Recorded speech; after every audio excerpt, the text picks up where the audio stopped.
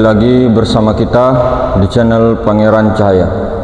Saudara-saudaraku yang dirahmati Allah Subhanahu wa Ta'ala,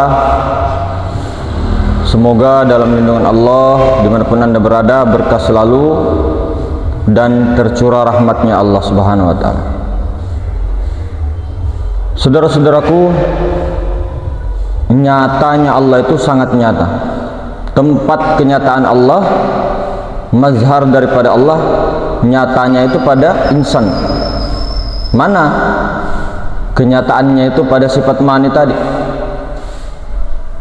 Tidak bisa bergerak kita ini kalau tidak bergerak Allah. Kitanya ditiadakan, yang ada hanya geraknya Allah. Jadi di sini yang bergerak adalah diri, yang berkuasa diri, berkehendak diri, semuanya diri. Diri itu siapa? Dirinya Allah, bukan diri kita, bukan kita mengaku Allah. Itulah diri.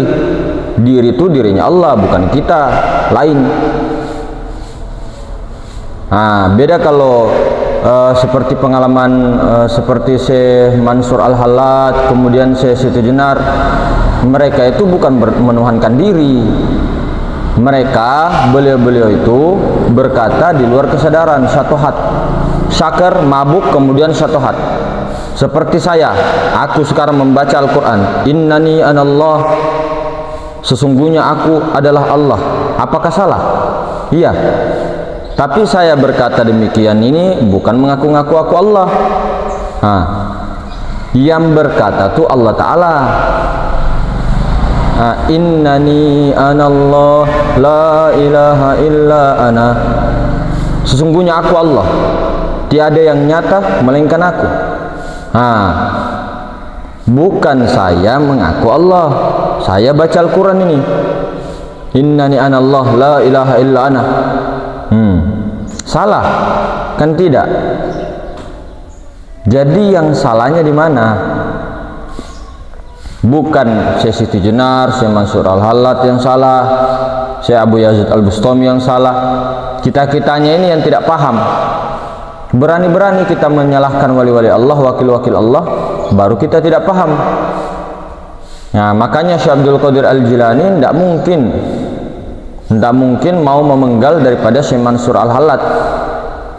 Ketika seandainya Syekh Abdul Qadir Al-Jilani hidup pada zaman itu, seandainya Imam Al-Ghazali hidup pada zaman itu, dan kita pun tak tahu persisnya apakah benar-benar dipenggal kepalanya ataukah tidak. Sama dengan peristiwa di Indonesia, di Nusantara, Syekh Siti Jenar, Syekh itu beliau. Nah, karena orang wali-wali Songo ini, wali 9 ini orang-orang paham, bukan orang-orang ustadz-ustadz syariat. Beliau juga ilmu wali, beliau juga ilmu marifat, ilmu syariat, thariqah, hakikat.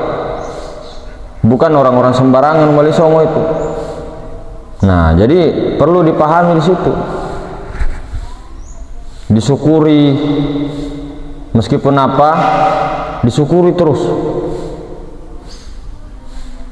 Kita sudah dibukakan futuhat-futuhat untuk tidak mencela para wali. Ini bahasa syariatnya kita ya. Allah Ta'ala bukakan itu. Allah Ta'ala betul-betul membuka kolbu, membuka sanubari kita, nembus ke nurani, nembus ke sir, untuk bagaimana melihat daripada af'al Allah yang ada pada segala sesuatu, menyaksikan daripada asma Allah pada tiap-tiap segala sesuatu, menyaksikan sifat Allah pada tiap-tiap segala sesuatu, dan menyaksikan zat Allah Subhanahu wa Ta'ala yang maha meliputi segala sesuatu. Nah, menyaksikan tuh dia juga, dia sendiri, Allah Ta'ala sendiri, aku sendiri, kata Allah, yang menyaksikan diriku. Kelihatannya kita yang menyaksikan af'alnya, kelihatannya kita yang menyaksikan asma'nya. Ketika apa, bukannya kita itu yang menyaksikan sifatnya, bukan kita menyaksikan zatnya, tapi Allah Ta'ala sendiri. Zat itu sendiri, yang maha suci itu sendiri, yang melihat dirinya, tajallinya, wujudnya, kenyataannya. Jadi kita tidak lari-lari lagi nih dari sini. Kita tauhid, tidak lari-lari lagi dari tauhid itu. Jadi ketika memang suatu perkara yang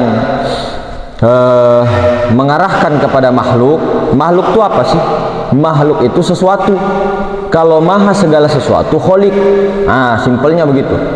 Sesuatu itu terpisah-pisah. Ini helm sesuatu, ini botol mineral sesuatu, ini meja sesuatu, ini sesuatu semua. Ini ditunjuk sesuatu. Nah, itu makhluk. Kalau segala sesuatu, maha segala sesuatu, mulai dari zatnya tunggal, sifatnya tunggal, asma'nya tunggal, af'alnya tunggal, itulah kholik, itulah Allah, itulah yang bernama Allah, itulah alif lam lam ha, itulah zat, sifat, asma dan af'al. Jadi itu makhluk itu jangan kita percaya akan makhluk. Ketika kita mengatakan bahwa obat bisa menyembuhkan, ini sudah syirik khafi. Bukan berarti kita tidak minum obat, tetap minum obat. Misal mau tetap minum obat, tapi dalam pandangan batin kita tidak meyakini bahwa obat itu yang bisa menyembuhkan. Karena ketika begitu paham kita, tauhid kita biar, iman kita rusak kalau seperti itu. Bukan obat yang menyembuhkan, tapi Allah. Allah itu yang mana segala totalitas yang ada. Lah obat siapa? Wujudnya itu apa? Wujud meskipun wujud bayangan tiada lain daripada wujud hakiki. Wujud hakiki tiada lain daripada zatullah. Memang kalau ditunjuk, itu salah, itu sesuatu, itu makhluk. Tapi kalau ditotalitaskan semua, totalitas dari martabat ahadiyah, wahda wahidiyah, malakut, misal ajasam insan, itu Allah, itu maha tunggal. Nah, itu kalau di kotak-kotakkan, itu bukan, lain, itu makhluk. Aras makhluk, surga makhluk, neraka makhluk, pahala makhluk, dosa makhluk, Jibril makhluk, Mikail makhluk, Israel makhluk, Israfil makhluk. Apalagi semua sesuatu itu ketika dikotak-kotakkan satu-satu, apalagi ditunjuk, ini makhluk. Contoh, ini dada. Ini dada aku, bukan aku. Ini tangan, ini jari. Ini jariku, jari aku, bukan si aku. Ini mata aku, mataku, bukan si aku. Ini rambutku, bukan si aku. Lalu yang mana yang aku? Aku tuh jasmani ya rohani. Aku tuh yang totalitas. Aku tuh yang segala diri dari jasmani dan rohani. Jasmani dari ujung rambut sampai ujung kaki, rohani, begitu. Jadi apa kunci daripada ini? Kunci kita ini, kuncinya ini adalah kesadaran. Kuncinya kesadaran. Kesadaran kepada siapa? Kepada sifat 20. Itulah diri zat yang hayat. Itulah zat yang disifatkan. Diri siapa? Dirinya Allah. Itulah diri sebenar-benarnya diri. Tanpa kita sadari, bukan diri kita, tapi dirinya, diri Allah, diri sebenar-benar diri. Jangan pernah ragu, jangan pernah bergeser. Kita berani bertanggung jawab kalau ini salah. Bukan mengaku Allah, asal tidak mengatakan aku ini Allah. Maksudnya akunya kamu, akunya kita, bukan akunya kita di situ. Akuannya Allah di situ, akuannya Allah. Bukan kita ini mau belajar makrifat dan sebagainya mengaku Allah, tapi mengakui kita mengembalikan hak Allah. Jadi bukan kita mau mengaku. Terbalik, justru orang-orang yang tidak belajar ilmu makrifat, tidak belajar ilmu tauhid, terbalik sebenarnya, dia sebenarnya itu tanpa sadar mengaku, apalagi merampas hak Allah. Dia sehari-hari merasa melihat, mendengar, dia punya mobil, punya motor, punya anak, punya istri, punya semua, punya jasad, punya ruhani. Itu orang-orang yang sebenarnya yang mengaku Fir'aun, yang mengaku Allah tanpa mereka sadari. Ini sebenarnya orang-orang yang terhijab, orang-orang yang mencuri, merampas hak Allah. Ini orang-orang yang betul-betul dosanya tidak akan bisa diampuni. Oh, berarti kita ini ketika bertobat tidak bisa? Bertobat ya bisa, tapi dosa syirik ini loh tidak bisa diampuni. Itu bukan kata aku, kata Allah. Makanya syirik inilah yang paling penting untuk dihapus. Kesadarannya zat memandang sifat 20 itu sifat ma'ani itu sudah jelas Jadi sifat ma'nawiyah memandang sifat ma'ani. Sifat ma'nawiyah di maha ruang memandang sifat ma'ani. Memandang bernyata kepada batang tubuh. Jadi diri batin itu rupa-ruh itu mirip betul sama diri zohir. Jadi tempat kita memandang, tempat cerming itu kepada batang tubuh ini, diri zohir.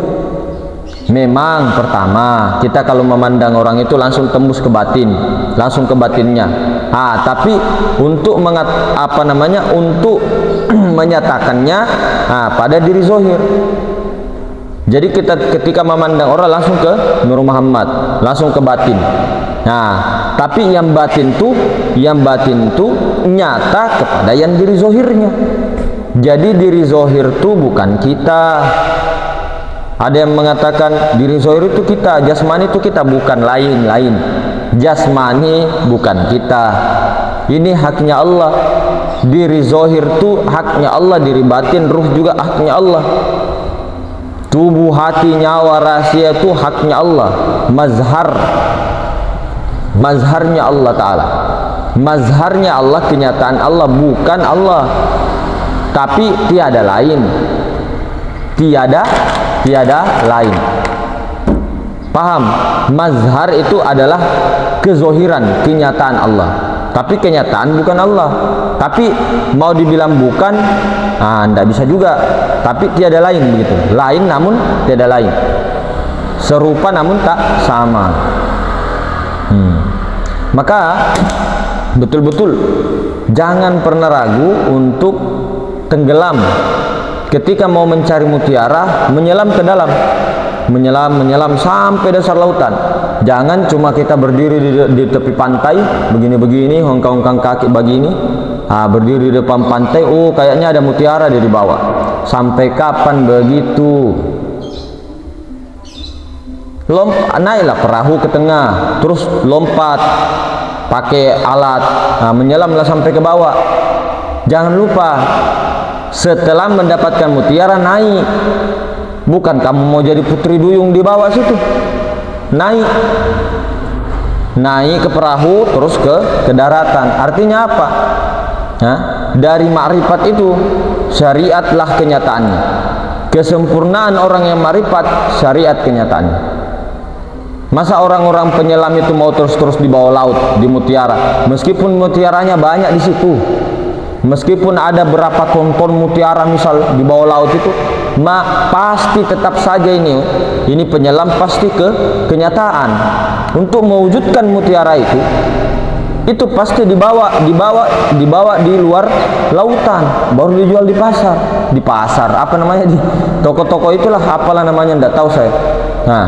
Karena meskipun mutiara itu indah, cantik, harga mahal, tapi mutiara itu dibawa aja di laut, tidak ada. Contoh saja, meskipun kita ini hebat, cerita-ceritanya, paham ilmu-ilmu ma'rifat, kedudukan ini dan itu, tapi tidak dizohirkan di syariat. Diam saja, tidak apa-apa sama sekali. Di waktu ini tidak ada apa-apa, pokoknya saya terserah aku. Ya, kalau terserah akunya di situ, akunya sifat jaiznya Allah, ya Allah Ta'ala punya kuasa. Tapi kalau akunya kamu, akunya kita, wah ini yang nggak beres. Ini yang bahaya sebenarnya. Ya, ini kita ngomong-ngomong bahaya itu, bahayanya tuh ya ke syariat itu, hukum-hukum nanti dijadikan dalil. Motormu itu motorku, motornya Allah, tanahmu tanahku, dia patok tanahnya orang. Ya sebenarnya memang afal Allah, tidak ada lain. Cuma jangan pernah menyandarkan perbuatan buruk itu kepada Allah, karena itu menyalahi adab. Maka orang makrifat kalau tidak bertasawuf tidak ada adab. Nah, kalau tidak ada adab nanti biadab. Tuh, orang makrifat tidak bertasawuf, tidak berpikir, berbahaya juga. Kasihan, kurang. Bukan lagi kurang, tapi takutnya itu bisa membawa manusia dalam keadaan-keadaan yang bodoh, keadaan-keadaan yang menzolimi dirinya sendiri. Iya, berbahaya untuk dirinya, keluarganya terutama. Nah, nanti kalau ada apa-apa, tiba-tiba ada uang di itu, tiba-tiba ada, oh ini suara hati nih, ini suara hati nih, saya ambil itu uang, tidak apa-apa ini. Nah, itu kan nanti digebukin maling, terus apa, dikira maling, mati, nah habis sudah. Tidak bagus sudah anak di belakang sama istri. Ya, ini kita bicara-bicara itu ya. Jadi kembali lagi, inti daripada segala-segala itu adalah kesadaran itu, kesadaran zat menyaksikan sifat, kesadaran zat menyaksikan dirinya sendiri. Nah, maka ada diajarkannya mendirikan sholat, ya, mendirikan sholat itu ketika Allahu Akbar itu zat menyaksikan sifatnya, sifat mujizat. Sebenarnya sudah jelas, sudah nyata, sudah gamblang.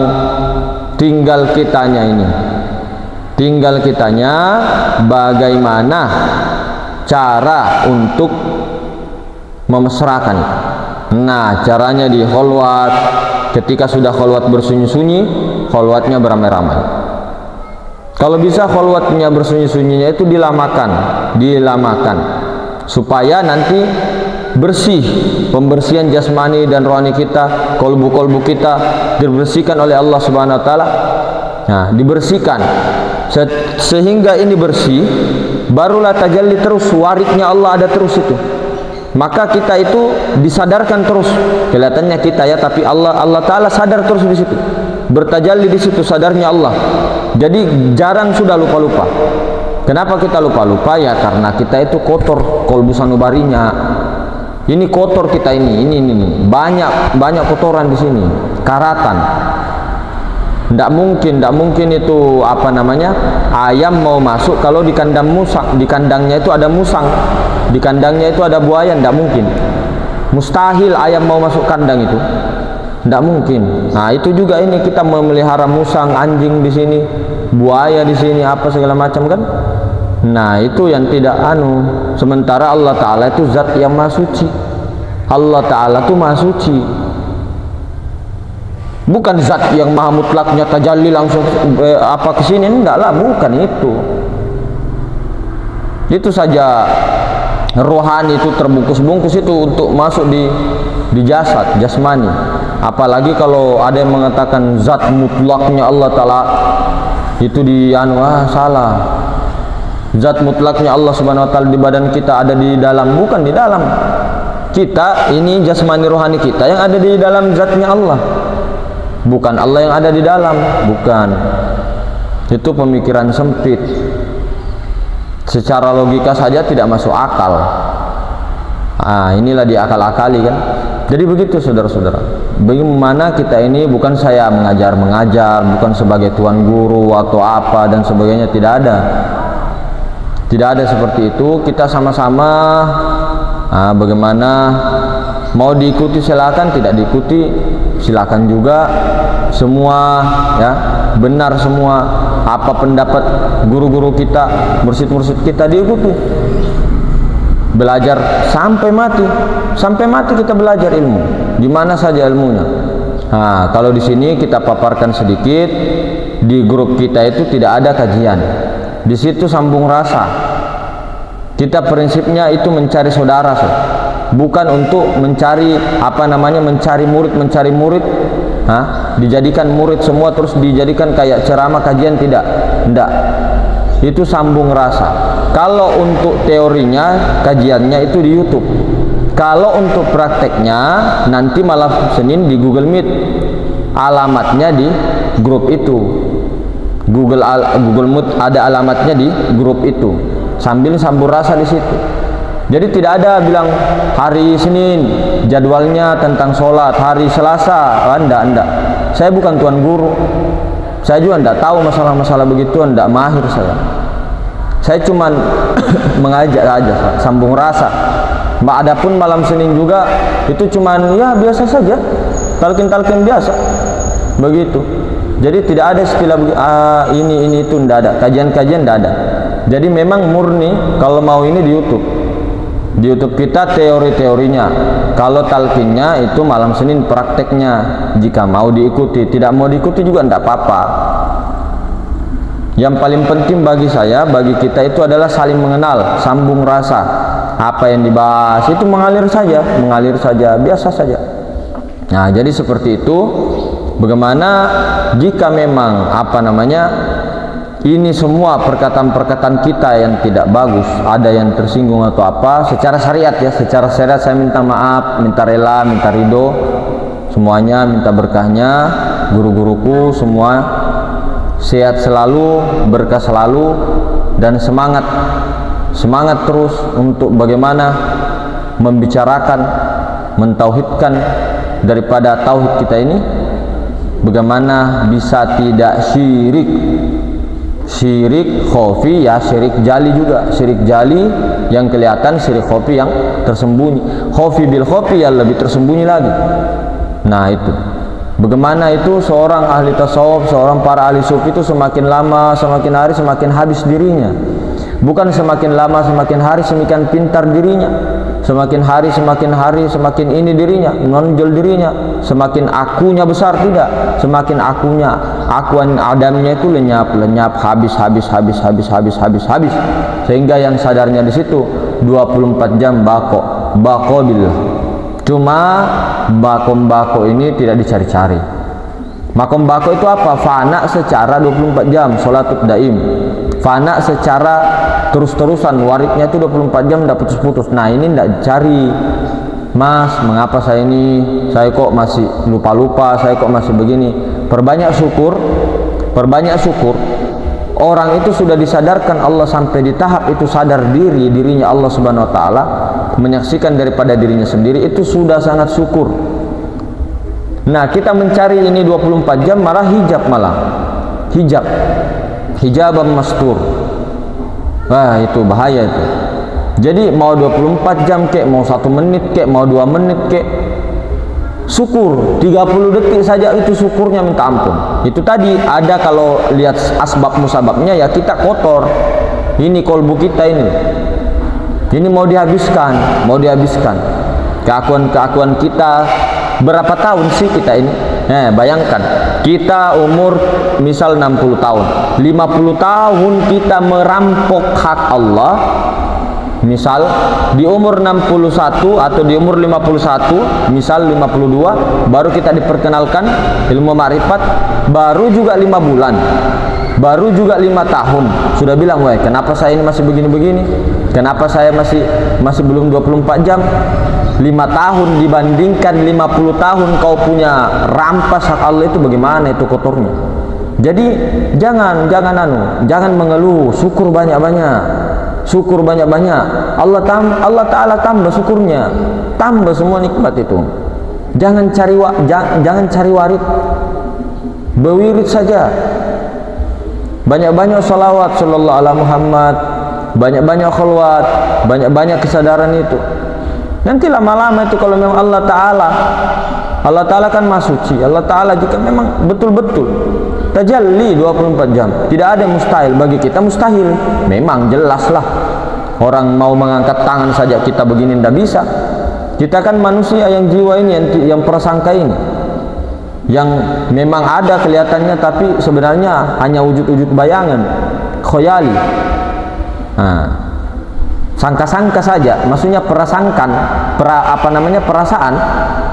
kita ini ada, perasaan kita ini melihat, perasaan kita mendengar, perasaan kita berkata-kata bisa, perasaan kita punya tangan, itu kan perasaan aja, itu kan perasaan fana itu.